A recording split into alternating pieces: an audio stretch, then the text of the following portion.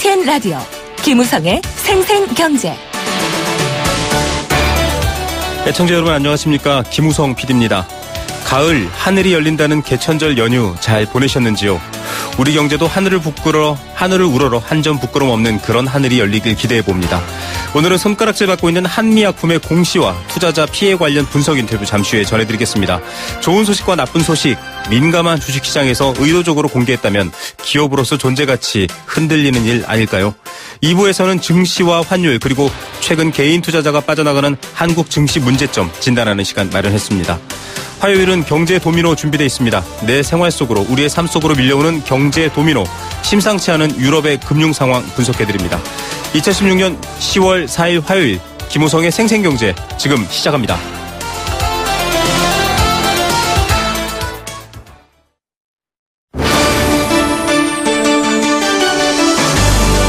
YTN 라디오 김우성의 생생경제.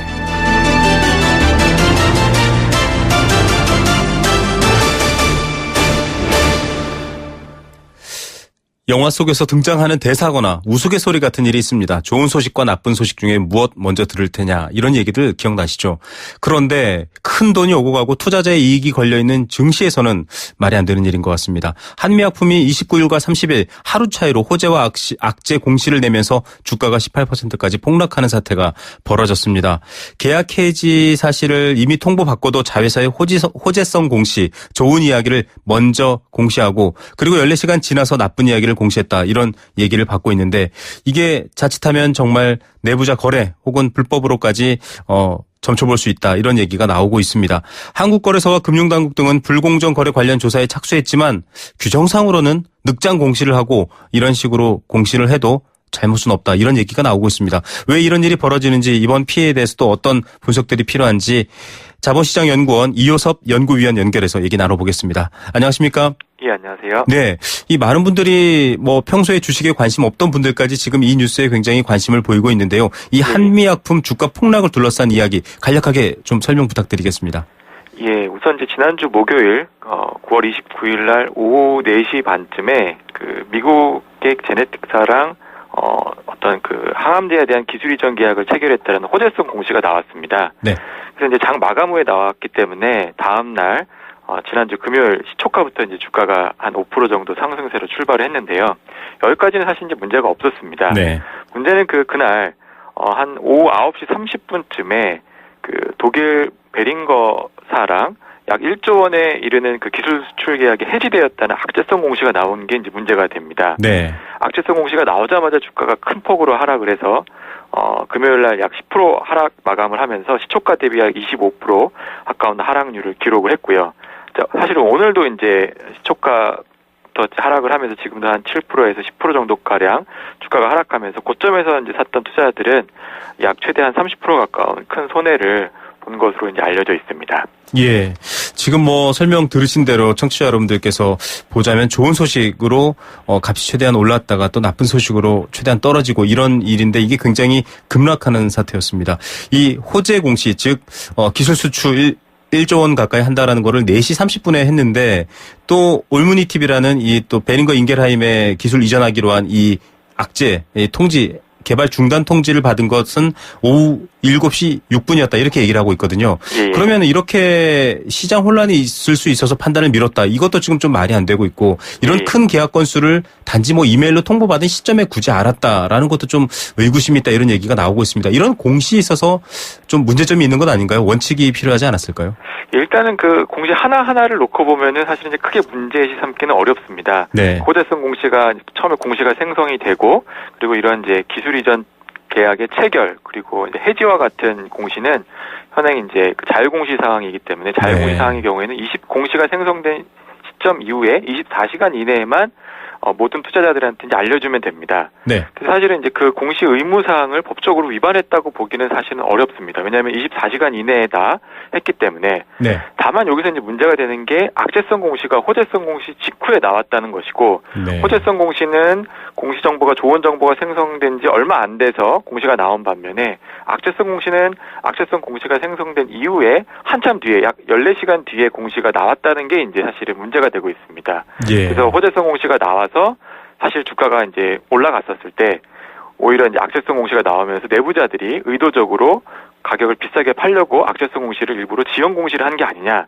이런 이제 개연성이 제기가 되고 있는 상황입니다. 예. 지금 뭐 방금 말씀해 주신 내용이긴 한데요. 뭐 조사 중이라고는 하지만 개장 직후 30분간 쉽게 예. 말하면 악재를 알고 있는 사람들이, 공시되지는 않았지만 알고 있는 사람들이 좀 처분할 수 있도록 이렇게 늑장 공시했다. 이거는 이런 의혹이 가능한지도 궁금하고요. 이렇게 예. 되는 것 자체는 굉장히 좀 문제 있는 부분 아닙니까? 예, 당연히 이제 일반 투자자들 입장에서는 그런 이제 의혹을 제기할 수가 있습니다. 왜냐하면 호재성 공시가 나와서 주가가 올랐다가 악재성 공시는 뭐 거의 하루 차이를 두고 나오면서 주가가 이제 나오자마자 큰 폭으로 하락을 했기 때문에, 그리고 그런 중요 공시들은 내부자들이 분명히 알지 않았을까. 그래서 그리고 주가가 이제 많이 하락했다. 그리고 또 그 시점에 특히 이제 그 공매도가 크게 이제 거래가 나왔습니다. 네. 분명히 내부자들이 그런 악재성 공시를 이용해서 비싸게 팔려고 공매도 등을 수행한 게 아니냐, 이런 이제 의혹들이 제기되고 있는 상황입니다. 예. 자, 의혹은 뭐 좀 더 밝혀내 본다면 확실하게 나올 수도 있을 텐데요. 예. 이 투자자들의 피해가 큽니다. 굉장히 뭐 4분의 1 토막 났다, 뭐 이런 분들도 나왔다고 하는데, 예. 이 규정상으로는 앞서도 이게 딱히 법적으로 규정상으로는 잘못을 물을 수 없다라고 하는데, 이런 경우가 많으면 사실 개인 투자자 입장에서는 몸을 사릴 수밖에 없지 않습니까? 이걸 보완할 수 있는 얘기들은 없나요? 예, 현재 지금 이번 건과 같은 것들은 이제 자율공시 사항으로 이제 작년 말에 이제 바뀌었는데요. 네네. 자율공시 사항 같은 경우에는 정보가 생성된 시점부터 24시간 이내에만 공시가 되면 됩니다. 사실 이제 그렇게 시간이 뭐 24시간 한도로 이제 주어진 이유는 공시를 정확하게 판단을 하고 거기에 대해서 또 그 공시를 내보내는 시점까지 승인 절차나 이런 것들이 필요하기 때문에 일정 부분 이제 시간을 둔 건데요. 그래서 이 부분을 사실 이제 당기게 되면 어떻게 보면 이제 즉각적으로 정보가 반영되기 때문에 좋은 점도 있지만, 또 공시 정확성을 또 이제 필터링을 제대로 못할 수 있는 위험이 있기 때문에 장단점이 사실은 있습니다. 네. 자, 뭐 지금 내부자들 중에서 그 해당 시간에 거래가 있는지를 면밀히 금융당국은 조사하고 있다, 지금 이렇게 나오고 있는 상황이어서 예. 의도 여부는 이제 시간이 지나면 판단이 될 것 같은데요. 예. 외국 사례는 어떻습니까? 저는 언뜻 보면 이런 방식의 어떤 공시 규정이라든가 운영 방식을 본다면 투자자 보호를 한국 증시는 좀 못하고 있는 것 아닌가, 이런 생각도 들거든요. 예. 사실 이제 작년에 저희가 이번과 같은 그 포괄주의 공시 제도를 채택했던 게, 해외에서는 이제 이미 오래전부터 뭐 미국이나 유럽을 중심으로 이런 포괄주의 공시 제도를 채택을 하고 있고, 그리고 상장 기업들에게 주요 공시 정보를 판단하고 거기에 대한 이제 자율과 책임을 동시에 부여하고 있는 상황입니다. 우리나라가 이제 사실은 이제 그 작년부터 해서 해외 선진 규제 체계로 간 거 자체로는 이제 크게 문제가 된다고 볼 수는 없는데, 문제는 네네. 거기에 대한 처벌 수위가 낮다라는 게 이제 다시 다들 이제 문제점으로 지적을 하고 있습니다. 네. 해외 경우에는 사실 이제 공시 사항을 위반했다거나 아니면 허위 공시를 했다거나 아니면 공시와 관련돼서 내부자 거래가 있었을 때는 엄중한 처벌을 내리고 있는 반면에, 아직 이제 우리나라처럼 자율공시 제도와 같은 경우를 위반했을 때는 사실은 이제 처벌 수위가 상당히 낮습니다. 네. 이런 부분들이 이제 제도 자체로는 뭐 선진 규제 체계와 우리나라 체계는 오히려 크게 다르지 않지만 처벌과 관련해서는 조금 우리나라가 다소 낮다라는 부분들이 이제 지적이 되고 있는 상황입니다. 예. 이 정보에 민감한 곳이 증시인데도 참 이런 부분들 뉴스 보면 많은 분들이 좀 납득하기 어려우신 면도 있을 것 같습니다. 이 공매도 관련된 뉴스들도 계속 나오고 있습니다. 말 그대로 네. 공매도는 뭐 주식이 없는 상태에서 거래한 뒤에 나중에 차후 주식으로 거래를 하는 건데, 네네. 지금 뉴스 뜨는 것만 봐도 이 공매도 세력이 한 주당 최대 20% 넘는 차익, 이 정도면 뭐 주식 양이 많으면 어마어마한 금액인데요. 네네. 예, 이런 경우는 참 어떻게 저희가 이해하면 좋을까요? 그러니까 이번 건과 같은 경우에서도 이제 우리가 그 공매도가 평상시보다 약 20배 가까이 거래가 터졌다. 그리고 이게 이제 내부자 거래에 의혹이 제기되고 있는 상황에서 공매도가 과연 이제 개인 투자자한테 좋게 영향을 미치는 게 아니라 오히려 개인 투자자에게 피해를 입히는 이런 부정적인 영향을 미치는 게 아니냐 하는 이제 우려가 제기되는 것 같습니다. 그래서 사실은 이제 최근에 정부가 그 공매도 잔액 공시제를 도입을 했는데, 여기에 대한 이제 실효성 부분들이 뭐 지금까지도 최근에 논란이 되고 있는 것 같습니다. 예, 이런 부분들 때문에 지금 뭐 여당에서도 입법을 추진해서 좀 투자자 보호를 할 수 있는 방안을 찾고 있겠다, 뭐 이런 얘기를 하고 있는데, 네네. 그 공매도 잔액 공시제 앞서 얘기해 주셨는데, 예. 뭐 앞서 사실은 여러 가지 자율 공시 같은 경우도 위반했을 때 처벌이 굉장히 미약하다, 이런 얘기도 해주셨지만, 네네. 이런 제도들이 좀 실효성이 없다, 이런 비판들이 있거든요. 어떻게 봐야 합니까? 일단은 이제 이제 공매도 그 잔액 공시제에 대한 실효성 부분들은 사실은 개인 투자자와 또 정부가 의도했던 목적이 사실은 조금 다른 것 같습니다. 네. 개인 투자자들은 사실 공매도를 아예 억제하는 것을 이제 목표로 했던 것 같은데 사실 공매도에는 이제 경제적인 순기능도 있습니다. 예를 들면 주가가 버블을 끼고 올라갔었을 때는 그것들을 이제 제 가격으로 반영해줄 수 있는 긍정적인 부분들도 사실은 존재를 합니다. 네. 그리고 해외에서도 이렇게 공매도에 대해서 원 주문자에 대해서 정확한 정보들을 모두 공개하는 곳을 사실은 찾기는 어렵습니다. 네. 지금 우리나라에서는 이제 공매도 잔액 공시제를 시행을 했지만 어떤 주체가 어떤 외국인들이 얼마나만큼을 원 주문으로 했는지에 대한 부분들을 사실은 이제 공개를 다 해라 이런 이제 요구가 있는데 사실 네네. 그 정도까지 공개하는 것은 사실 찾기가 어렵고 다만 이번 이제 공매도 잔액 공시제를 통해서 법적 주문 주체의 공매도 잔고 현황 그리고 추이를 일별로 파악할 수 있는 부분들이 상당히 개선이 된 부분들입니다. 네. 그래서 기존보다 이런 공매도와 관련된 정보의 투명성이 개선되었다는 점에서는 저는 이제 일부 실효성이 있다고 판단이 됩니다. 예, 뭐 공매도 자체보다 말씀하셨던 것처럼 이 정보가 투명하게 서로 공유되어 있는가, 공정한가 이 부분이 더 중요할 것 같습니다. 네. 끝으로 이 많은 분들이 좀 주식시장에서 불공정 거래로 개미 투자자들만 피해보고 있다 이런 얘기가 네네. 나오고 있거든요. 또 예, 예. 한국 투자 상황이 좀 독특하기도 해서 그렇겠지만 예. 근본적으로 좀 건전한 투자 또 이익 실현할 수 있는 이런 좀 개선 방안 어느 방향을 향해야 할까요? 그 이제 제일 근본적인 거는 이제 자본시장의 그 신뢰가 많이 무너졌다라는 부분들. 그래서 이 신뢰를 회복하는 게 중요할 것 같습니다. 자본시장의 주된 플레이어들, 특히 증권회사나 아니면 그 상장 기업들, 공시 담당자 이런 부분들이 사실은 투자자의 이익을 최우선으로 하는 문화가 이제 형성이 돼야 될 것 같고요.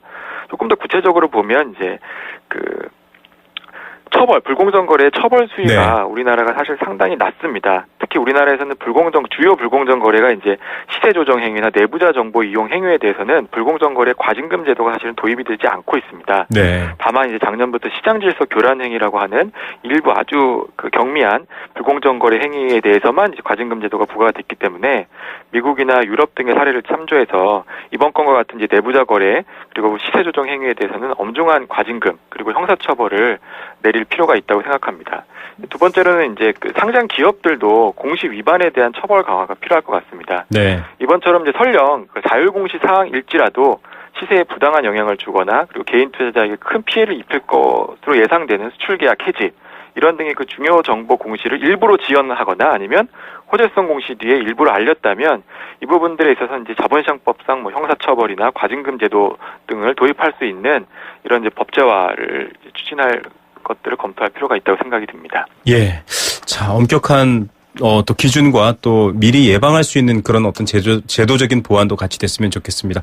이 경쟁 자체가 불공정하면 결국 네네. 경쟁 전체가 망한다라는 생각도 드네요. 오늘 말씀 감사드립니다. 네, 감사합니다. 네, 자본시장연구원 이효섭 연구위원이었습니다.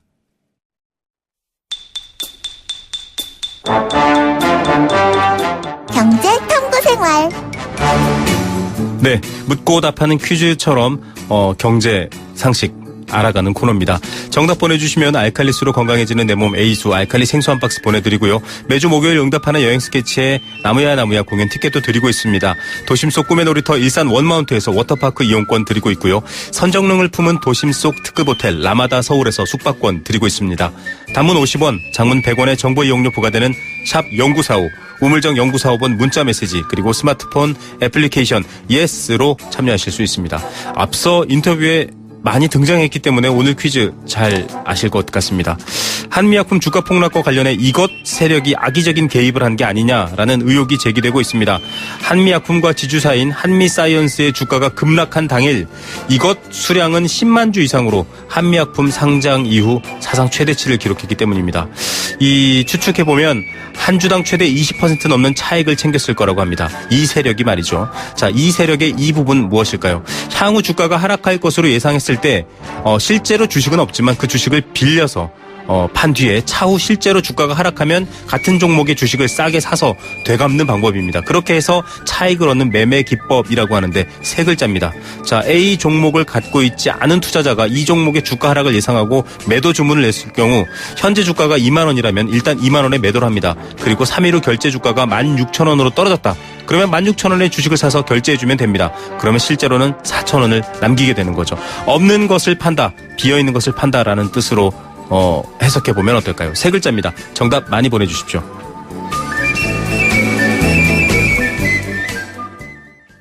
네, 생생경제 1부는 포스코와 함께했습니다. 캠페인 들으시고요. 잠시 후 경제 톱뉴스로 돌아옵니다. YTN 라디오 캠페인 물 없는 한라산, 물 없는 제주 바다를 상상할 수 있나요? 제주의 아름다운 자연과 풍경은 깨끗하고 건강한 물이 있기에 가능합니다. 제주를 아름답게 만들어주는 건강한 물은 우리의 몸과 마음도 아름답게 만들어줍니다. 건강한 몸과 마음을 지키는 일, 아름다운 물을 사랑하고 지키는 일에서부터 시작됩니다. YTN 라디오 아름다운 물 캠페인은 광동제약과 제주특별자치도 개발공사와 함께합니다. 안녕하십니까. 보건복지부 장관 정진엽입니다. 오늘은 어르신들께 특히 반가운 제도를 소개해 드리려 합니다. 국민의 간병비 부담은 낮추고 입원 서비스의 질은 더 높이기 위해 간호간병 통합 서비스 제도를 시행하고 있습니다. 간호 인력이 간병 서비스까지 제공하여 질 높은 서비스를 받게 되고 병문안은 정해진 시간에만 하게 되니 병원 감염까지 낮출 수 있는 국민 모두가 행복한 제도입니다. 간호간병 통합 서비스, 더 많은 병원의 참여가 국민의 더 큰 행복을 만듭니다. 이 캠페인은 보건복지부와 국민건강보험이 함께합니다.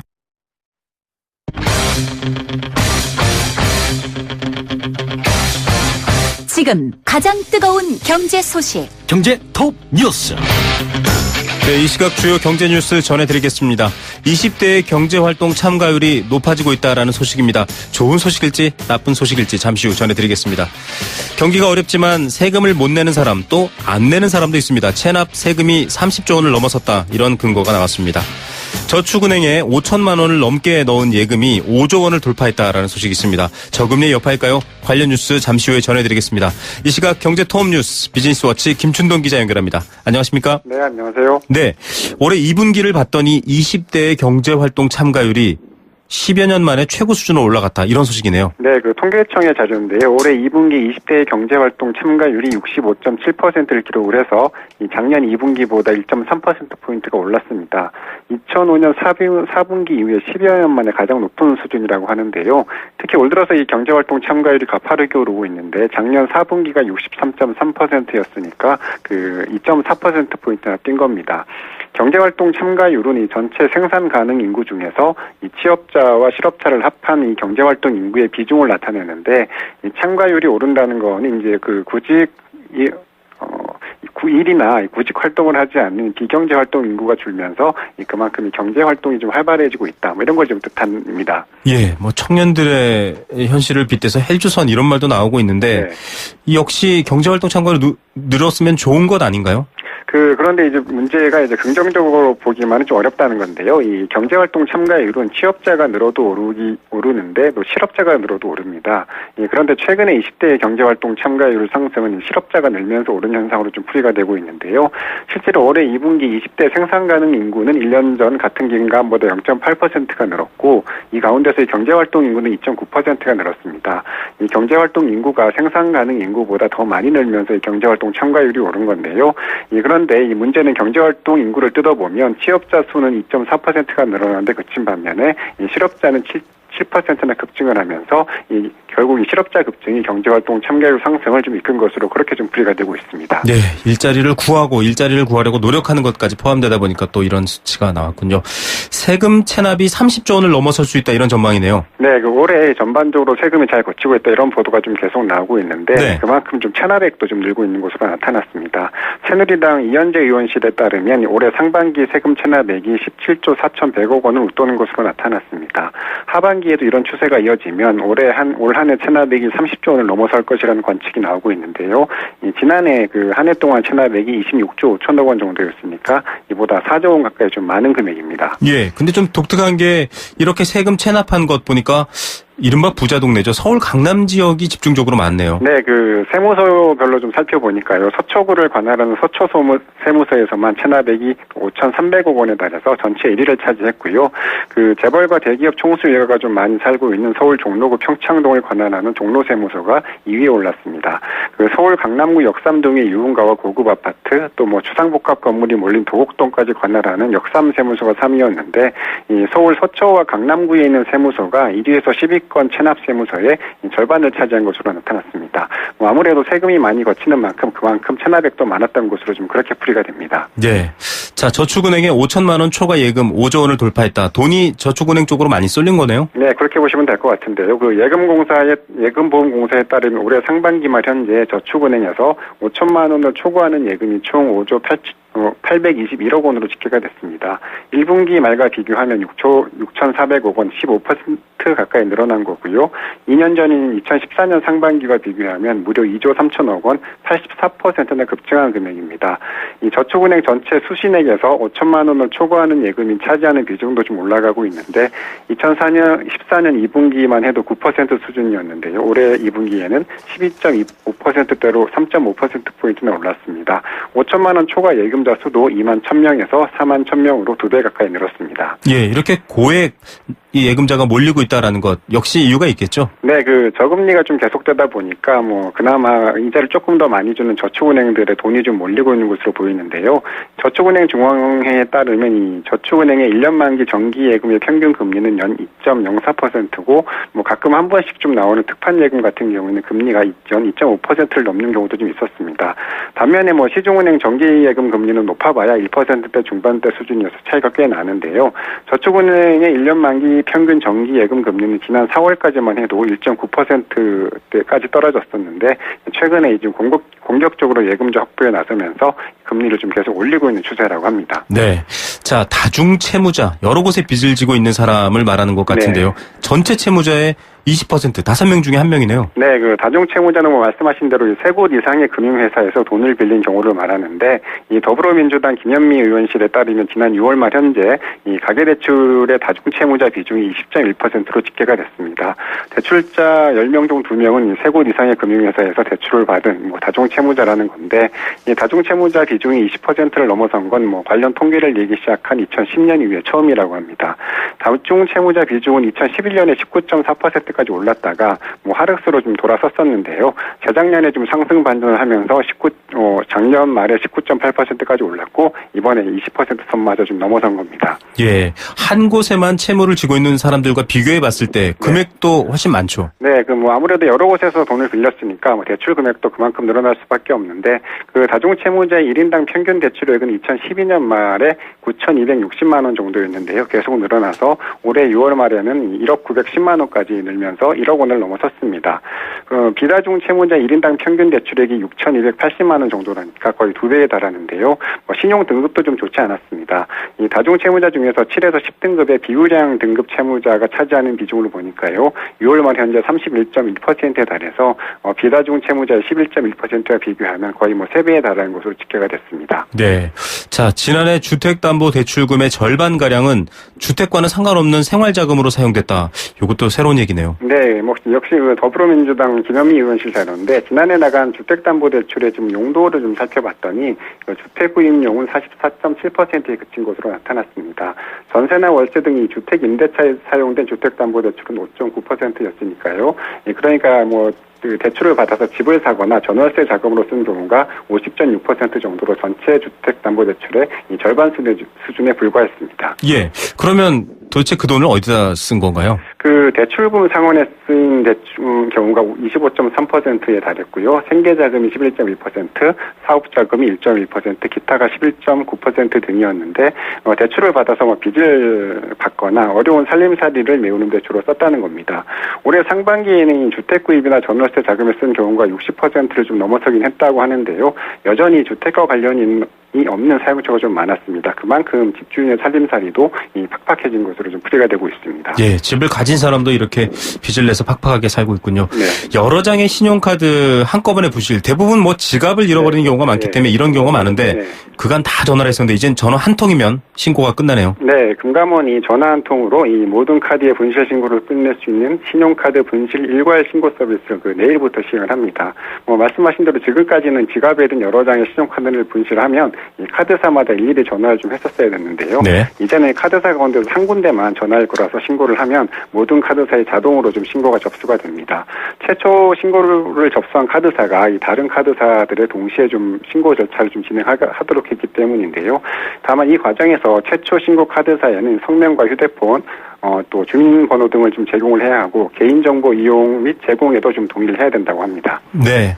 자, 다른 소식으로 한번 가보겠습니다. KTX 지상의 항공기다 이런 얘기가 있었는데 정말 항공기처럼 마일리지 제도가 도입되네요. 네, 그 다음 달 1일부터 그 마일리지 제도를 새롭게 도입을 하기로 했는데요. KTX를 이용하는 고객들은 결제 금액의 5%를 기본 마일리지로 좀 적립을 받게 되고 승차율이 50% 미만인 그러니까 좀 한가한 열차는 추가로 5%가 더 적립됩니다.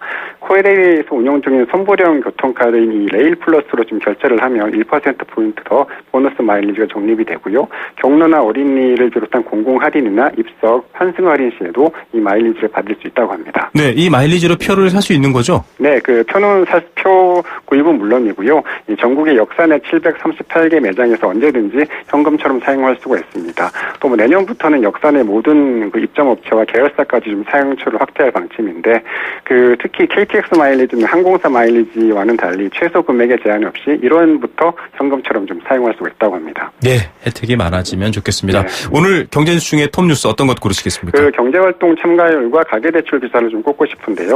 청년층은 일자리를 원하는데 이르지 못하고 있고, 기성세대는 지금 가계부채에 짓눌려 있는데, 한국 경제가 좀 어려움에 빠져 있는 이유를 좀 보여주는 단면이 아닌가, 이런 생각이 좀 들었습니다. 예, 그곳에서부터 시작해야 된다, 이런 생각도 듭니다. 오늘 뉴스 감사드립니다. 네, 감사합니다. 네, 비즈니스워치 김춘동 기자였습니다.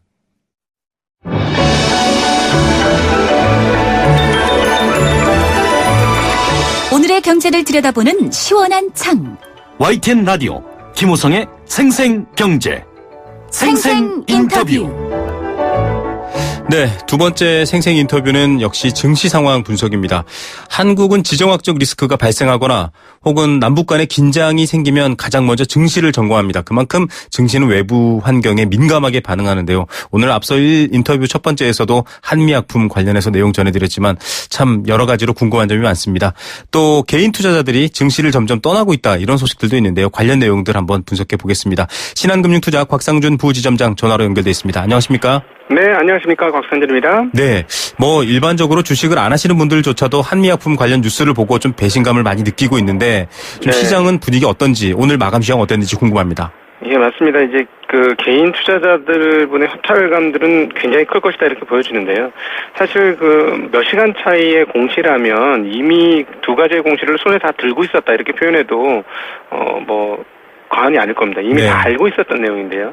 이런 내용들을 좋은 공시 상황도 있었고 나쁜 공시 상황도 있었다면 같이 공시를 했다면 이 정도로 시장이 충격을 받지는 않았을 것이다, 이렇게 보여지는데, 좋은 뉴스를 터뜨리고 나서 주가가 오르는 과정에서 나쁜 공시를 이렇게 내놓게 되자 거기에 좋은 공시를 보고 주식에 투자했던 사람들이 하루아침에 엄청난 손실을 보는 그런 흐름들로 바뀌었습니다. 이게 고저폭이 과거 15%에서 30%로 증가하게 됐기 때문에 오늘까지 연속으로 하락했기 때문에 고점에서 잡은 분들의 손실은 정말 어마어마하다, 이렇게 볼 수 있습니다. 그래서 사실 이런 식의 흐름들이 미국에서 있었다면 과연 어땠을까, 이런 생각을 하게 되는데요. 아마 네네. 공정거래위원회에서 분명히 어떤 식으로든지 조사에 들어가지 않았을까, 이런 생각 많이 해봅니다. 앞으로도 이런 일들은 좀 없었으면 좋겠고 좀 지양이 되었으면 좋겠다, 이렇게 생각이 되어지고요.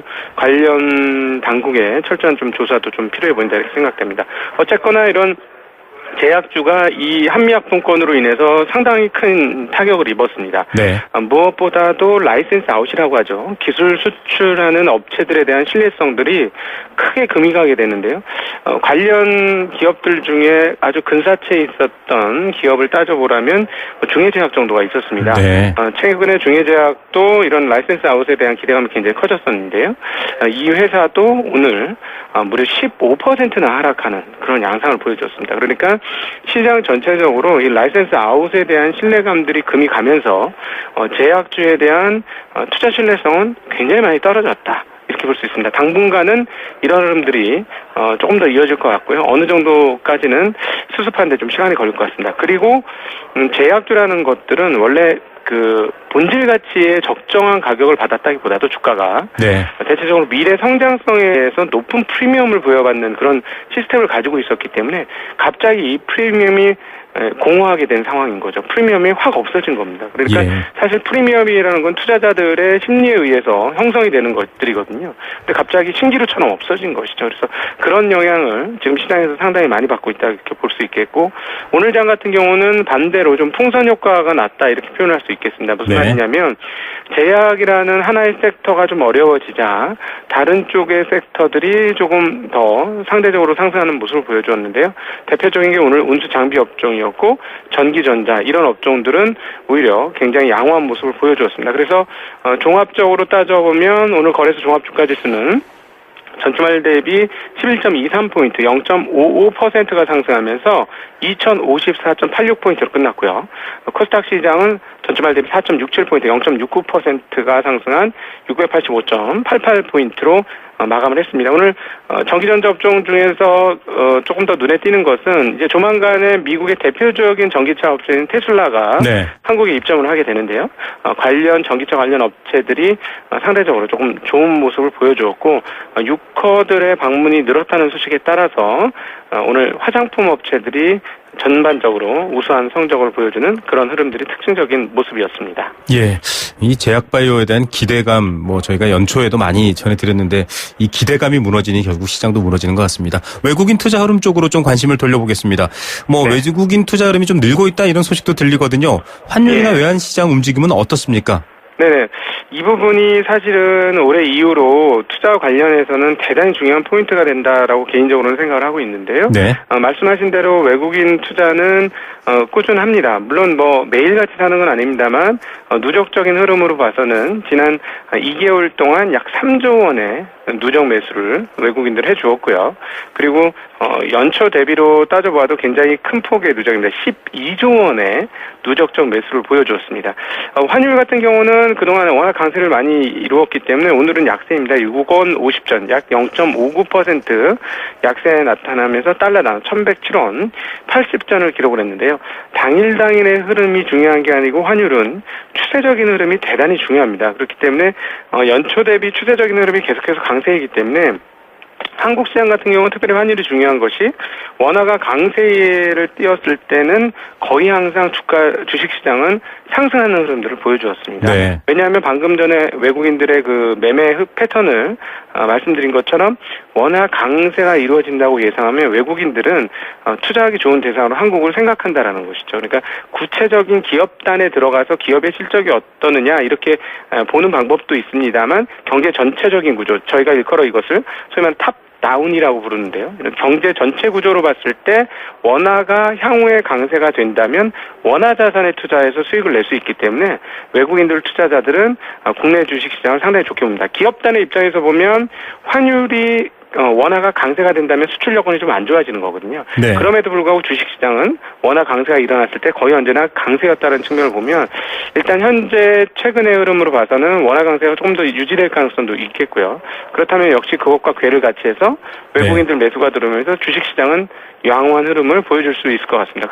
그럼에도 불구하고 안타깝게도 개인 투자자분들은 시장에서 자꾸 이탈하는 경향이 계속 많은 흐름들을 나타내고 있습니다. 역시나 개인의 펀드 투자와 관련된 기관들은 오늘도 매도를 했습니다.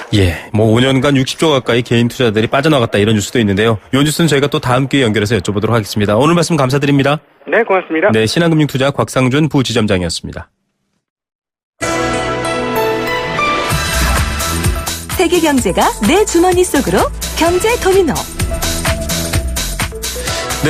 이 올해처럼 한국 경제를 고민하시는 분들이 유럽 쪽으로 눈을 자주 돌리는 때가 없었습니다. 브렉시트도 그렇지만 여러 가지 유럽발 위기 전망들이 계속 나오고 있습니다. 2월, 6월, 7월에 이어서 벌써 네 번째 독일 도이치뱅크 위기설이 나오고 있습니다. 이 도이체방크, 독일의 최대 은행인데요. 이 여러 가지 한국에도 안 좋은 영향을 미칠 수 있다라는 불안감도 있습니다. 미국 정부가 주택담보대출 유동화 증권 불완전 판매로 벌금 15조 원을 매기기도 했습니다. 이 은행이 여러 가지 어려움을 겪고 있는 상황에서 또 구제금융도 쉽지 않을 거다. 제2의 리먼 브라더스 사태가 되지 않느냐. 뭐 전 세계를 흔들었었죠. 그런 우려까지 나오고 있는데요. 어떻게 또 흘러가고 있는지, 우리 경제는 또 어떤 점을 조심해야 되는지 한번 알아보겠습니다. 경제도미노 건국대 경제학과 최백은 교수입니다. 교수님 안녕하십니까? 네, 안녕하세요. 네, 이 도이치뱅크 이렇게 기사가 나오고 있는데 독일 최대 은행 아닙니까? 어떤 곳이죠? 네, 맞습니다. 1870년에 설립됐으니까 독일 통일되는 그 해 이제 직전에 이제 설립돼 가지고요. 자산 규모로 보게 되면은 지금 지난 6월 말 기준으로 한 1조 8,030억 유로, 우리나라 돈으로 하게 되면 2,200조가 넘는 규모고요. 네. 그래서 세계 이제 자산 규모로 볼 때는 랭킹이 이제 한 뭐 21위, 22위 이 정도 이제 되고요. 네네. 유럽에서는 뭐 1위, 자산 규모는 1위인 기업이고요. 독일과 유럽에서는요. 특히 투자은행 같은 경우는 한 5위 내지 6위에 랭크되어 있는 은행인데, 일반적으로 그러니까 독일의 은행들 같은 경우는 어떤 투자은행에만 전념하는 게 아니라 투자은행 업무도 하고 상업은행도 하고 있고, 즉 소매금융도 하고 있고, 뭐 여러 가지 사업을 동시에 진행하고 있는 이러한 이제 대규모 은행이라고 보면 되겠습니다. 예, 이런 정도의 규모 은행인데요. 뭐 위기설이 나오는 배경이 여러 가지가 있지만 이 전체적인 큰 맥락에서 한번 봐야 될 것 같습니다. 이 위기의 배경 어떻게 이해하면 될까요? 이게 이제 최근에는 이제 그러니까는 그 미국 이제 법무부에서 이제 그러니까 그 지금 앵커가 지적했듯이 이제 MBS 불안전 판매로 네. 벌금을 이제 부과받으면서 그랬지만은 사실 그 이전에도 앞에서도 지적했지만 올 초부터 계속해서 위기가 제기됐었잖아요. 네. 그 이유는 지난해 이제 한 이제 67억 9천만 유로 정도의 손실을 냈어요. 네. 돈 벌어도 시원찮을 마당에 돈 손실을 냈습니다. 그 손실을 낸 이유는 기본적으로 유럽 경제가 취약한 데다가요. 네. 거기다 이제 마이너스 금리를 2014년부터 도입하면서 유럽 은행들의 수익성이 굉장히 안 좋습니다. 네. 전 세계적으로 보게 되면 유럽 지역에 있는 은행들이 가장 수익률이 낮아요. 손실도 많이 보고 있고요. 네. 이제 그런 이제 연장선에 있고요. 여기에 이제 설상가상으로 이제 그러니까는 이번에 이제 벌금을 부과받으면서 이제 이 벌금에 대한 이제 대비책으로 대손 충당금을 한 62억 달러를 이제 그러니까 이렇게 확보하고 있었는데 네. 이게 140억 달러가 처음에 이제 부과가 되다 보니까는 시장이 깜짝 놀란 거죠. 이제 이게 이제 그러니까 그 자기 자본을 완전 다 이제 잠식하는 거 아니냐. 네. 뭐 이런 이제 그 걱정 속에서 헤지 펀드들이 이제 이탈을 하면서 이 그 도이치뱅크에 그러니까 CDS 프리미엄이 이제 급등을 하고 있는데 네. 지금 약간 진정됐지만은 여전히 굉장히 높은 수준을 지금 지속하고 있습니다. 예, 지금 교수님 말씀하신 것처럼 여러 가지 벌금 문제도 있고요. 또 이 수익성 악화 문제도 있습니다. 뭐 ECB는 계속 마이너스 금리와 같은 이 정책을 고집하고 있는데 구제금융 없이 이 도이체뱅크의 자구안으로는 말씀하신 은행의 최저 자본 비율, 즉 자기 운영을 정상적으로 할 수 있는 상황을 만들기 어렵다. 이런 전망이 나오고 있는데 그 정도인가요? 이 그 도이치뱅크에 그러니까 우리가 가장 이제 핵심 자본을 이제 우리가 이제 보통주 기준 자기 자본 비율이라고 얘기를 하는데요. 네. 요게 이제 한 10.8%였습니다. 지난 6월 말 기준으로요. 그래가지고 요것을 이제 유럽 은행 주요 은행들의 이제 평균 수준 한 12.5%까지 끌어올리려고 했었어요. 네네. 근데 이제 요걸 하기 위해서 한 70억 유로 정도 추가 자본이 이제 확보가 필요한데 이걸 위해서 이제 자구 노력을 진행 중이었었죠. 중국의 화시아은행 지분도 매각하고 뭐 이렇게 했는데 근데 54억 달러를 이제 그러니까 한 49억 유로 이상을 그러니까 이제 이번에 벌금을 부과받았단 말이에요. 네. 그러다 보니까는 이 그 자본 확충은커녕 자본을 오히려 이제 갉아먹게 돼버린 거죠. 네. 근데 이제 문제는 뭐냐면 이것을 이제 그러니까는 도이치뱅크 자구 노력으로 이제 기본적으로 어렵다는 거, 수익도 지금 못 내는 상황 속에서 네. 어렵다는 게 시장의 이제 지배적인 이제 견해고요. 그렇다면 결국은 이제 구제금융을 지원받아야 되는데. 일부에서는 과거 이제 독일의 이 은행이 이제 코메르츠 방크라고 있는데요. 네. 코메르츠 방크를 독일 정부가 이제 자본을 투입해가지고 이걸 국유화한 적이 있었습니다. 네네. 근데 이제 이런 것을 이제 연상들 하는 경우들이 있는데 현재 상황은 지금 전혀 다릅니다. 현재 상황은 유로존 위기 이후에 재정동맹도 강화했고 은행동맹도 결성하면서 은행에 대한 구제금융 지원을 독일 정부가 나서서 강경하게 반대해 왔었어요. 네. 그러다 보니까 독일 정부가 자본 투입도 쉽지 않은 이제 상황입니다. 그러니까 이게 유로존 시스템 속에서 이제 함정에 지금 빠져 있는 경우들인데요. 거기다가 이제 그 러시아 돈 세탁 가담 혐의로 지금 조사를 받고 있기 때문에 추가 벌금 가능성도 있어요. 그러다 보니까 결국은 도이치뱅크가 자기 자산 매각이라든가 아니면 이제 감원이라든가 자구노력 확대를 보다 더 이제 그러니까는 확대할 수밖에 없지 않겠는가 당분간은요. 네. 이런 상황인 겁니다. 예, 이 독일 또 이 독일의 최대 은행인 도이체방크 사실은 이 유럽을 지탱하고 있는 아주 중요한 경제 주체들인데요. 이 위기에 대해서 좀 심각하게 봐야 될 상황인 것 같습니다. 이 제2의 리먼 사태가 아니냐라는 우려를 하는 이유가 이 코코본드 후순위 전환 사채 이 투자 수익이 별로 안 좋으니까 이제 이런 것들을 많이 좀 하고 있는데 이 코코본드에 대한 이자 지급도 어려운 상황이다. 그래서 리먼 사태만큼 굉장히 급격하게 악화될 수 있다. 이런 전망도 있는데 그렇게 보면 될까요? 먼저 청취자를 위해서 이제 코코펀드라는 게요. 네네. 평소에는 이제 채권처럼 거래되다가요. 네. 은행의 이제 자본 비율이 일정 이제 수준을 밑돌 경우에 네. 이제 주식으로 전환되는 이제 유가증권입니다. 네. 그러니까 은행은 이제 그러니까 도움이 되죠. 자기가 이제 위기에 닥쳤을 때 부채를 자본으로 돌릴 수 있으니까요. 네. 근데 투자자들은 이제 손실을 보게 되는 거죠. 네네. 요게 이제 그러니까는 지금 그 분기점이 되는 이제 자본 비율이 보통주 기준으로 해가지고 5.125%인데요. 여기까지는 아직까지 많이 그러니까 여유는 남아 있습니다. 남아 있는데 문제는 뭐냐면은 이 손실이 계속 이제 지속될 경우에 이제 이게 지속될 가능성이 계속 높다고 보다 보니까 시장에서 네. 이 코코본드에 대한 가격이 계속 하락하고 있다는 얘기입니다. 네. 그러니까 지난해 대비해가지고 한 30% 정도 그러니까 이 채권 가격이 떨어졌다는 얘기는 결국 이제 그러니까 시장에서 도이치뱅크에 대한 이 수익 개선에 대한 굉장히 부정적으로 보고 있다는 거죠. 네. 이 채권자들은 좀 나름 높은 이자를 받을 수 있고 또 여러 가지 관심이 있었던 코코본드 이 상황을 봐도 지금 어려운 점이 있다 얘기인데 이 한국 경제가 받을 충격이 있을까에 대한 우려가 있습니다. 뭐 연초에도 계속 유럽 또 유가 관련된 위기들이 한국 경제에 큰 외적 어려움이다 이런 전망들이 많이 있었는데요. 만약에 지금 우려한 대로 도이체뱅크가 되게 어려워진다라고 한다면 우리 경제는 어떤 종류의 어려움을 좀 겪게 될까요? 우리가 흔히 이제 리먼 사태하고 비교를 하는데요. 네. 리먼 사태 때는 이제 그러니까 우리나라 은행이나 금융회사들이 이제 모기지 파생 상품에 투자한 규모가 크지 않았습니다. 네. 거기다가 이제 미국의 투자은행과 연결성도 크지 않았었고요. 그런데 이제 그런 상황 속에서 연준이 유동성 지원으로 이제 글로벌 은행들, 특히 이제 유럽계 주요 은행들의 이제 그 지원을 하다 보니까는 우리나라 은행들에 대한 영향도 크지 않았는데요. 도이치방크 같은 경우는 도이치방크뿐만 아니라 지금 유럽의 이제 나머지 은행들도 지금 이제 이 불안전 판매 문제가 앞으로 계속해서 확대될 거거든요. 네. 그런 상황 속에서 이제 유럽의 은행들은 주로 이제 상업은행들입니다. 그러다 보니까 이 도이치방크 같은 경우도 중국은행이라든가 일본의 주요 은행들하고 엄청난 거래들을 하고 있어요. 네. 그러다 보니까는 우리나라도 상업은행 시스템을 갖고 있기 때문에 대부분 은행들이요. 네. 그러다 보니까는 유럽은행이 그러니까 굉장히 위기에 빠질 경우에는 리먼 사태보다 더 큰 이제 우리가 영향을 받을 수 있고요. 그랬을 경우에는 그런 사태가 현실화될 경우에는 이제 굉장히 단기 자본의 급격한 유출이 불가피하다고 보고 있고요. 그렇기 때문에 그랬을 경우에 이제 주식이라든가 외환시장에 크게 동요할 수밖에 없고요. 단기적으로는요. 네. 그래서 당국 입장 속에서는 이제 유럽의 이제 은행들의 이제 사태 추이에 대한 면밀한 관찰이 저는 필요하다고 보고요. 대응 시나리오도 좀 이제 사전적으로 좀 준비를 해야 되지 않겠나 생각합니다. 예. 사실 뭐 한국의 자본시장이라는 것이 굉장히 뭐 안정적이거나 안전한 곳이 아니기 때문에 상황이 어려워지면 돈은 급속도로 빠져나가 버릴 수도 있지 않겠습니까? 이런 부분에 대해서 시나리오도 있겠지만 좀 선제적으로 정부가 취할 수 있는 조치 같은 것들은 없나요?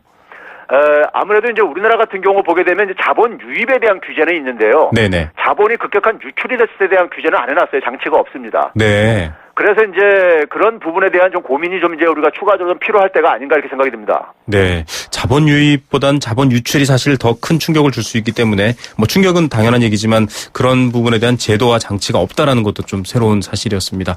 좀 준비가 됐으면 좋겠네요. 교수님 오늘 말씀 여기까지 듣겠습니다. 감사합니다. 네, 감사합니다. 네, 건국대 경제학과 최백은 교수였습니다. 네, 생생경제 포스코와 함께했습니다. 오늘 인터뷰를 해서 그런가요? 정답 많이 보내주셨네요. 예, 공매도입니다. 공매도. 그런데 이 공매도 앞서 얘기해드렸지만은 공정한 질서 또 공정한 경쟁 이런 것들이 지켜지지 않는다면 굉장히 아주 도덕적으로도 문제가 있는 그런 일이겠죠. 많은 분들이 또 공매도 관련해서 좀 어렵다 이런 얘기들 보내주셨네요. 자, 8679님이 이런 얘기 주셨습니다. 공매도 공갈빵도 아니고 이게 뭡니까? 주식도 유식무죄, 무식유죄입니까? 예, 정보가 정말 굉장히 중요하다라는 얘기 아주 뼈아프게 해주셨습니다. 오늘 생수 선물 받으실 분은 4112 휴대전화 뒷번호 쓰시는 분입니다. 또 0846님께 여행 스케치 티켓 드립니다. 20대로서 20대 경제활동이 높다라는 게 반가운 일이지만 실생활을 보면 취업하기는 힘듭니다. 실업자 급증의 원인이었군요. 네, 참 어려운 문제입니다. 0806님께 원마운트 티켓 드리겠습니다. 투명한 정보가 있어야 개미 투자자들의 손해를 줄일 수 있지 않을까 싶네요. 예, 이 질서 혹은 또 정당한 규정 이런 것들이 없다라고 한다면 뭐 힘센 사람이 무조건 다 이기는 그런 정글 같은 일이 될 텐데요. 우리 주식시장, 자본시장도 이런 부분도 좀 보완을 했으면 좋겠다라는 생각입니다. 그 외에 사연 보내주신 분들 감사드립니다. 생생경제 오늘 이 시간 순서 여기까지고요. 내일 오후 3시 10분에 다시 찾아오겠습니다.